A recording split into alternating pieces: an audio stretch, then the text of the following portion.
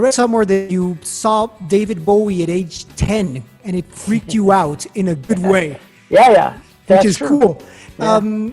What would you say is that element, besides lyric and music, that legendary bands like Faith No More or Bowie, for example, have in common that freak people out?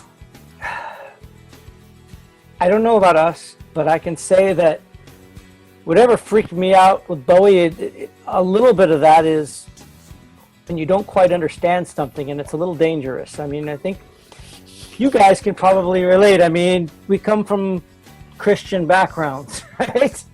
We go to Catholic school, you know.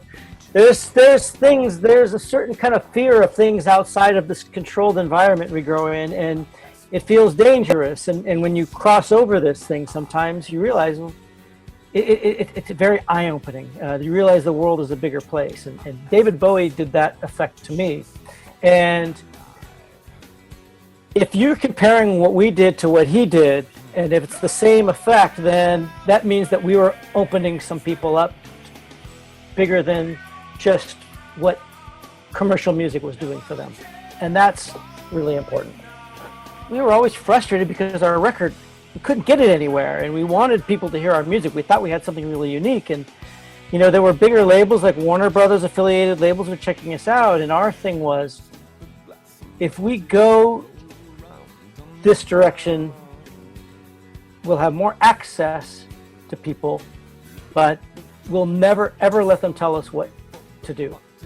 And I think that was a deep thing. It's like, we will never ever have anybody tell us what music we make or whatever. And we were like, we stuck to that. And I would say, you know, even though it's really cool to talk about, you know, we did do different styles and we didn't think about what it meant.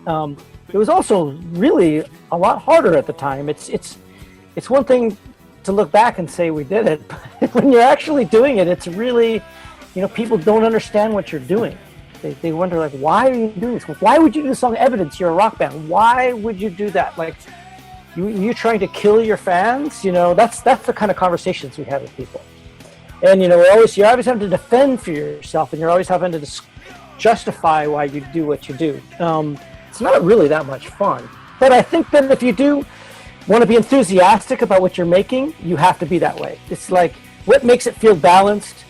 You know, maybe there's too much of this and not enough of this, and oh man, it's too soft.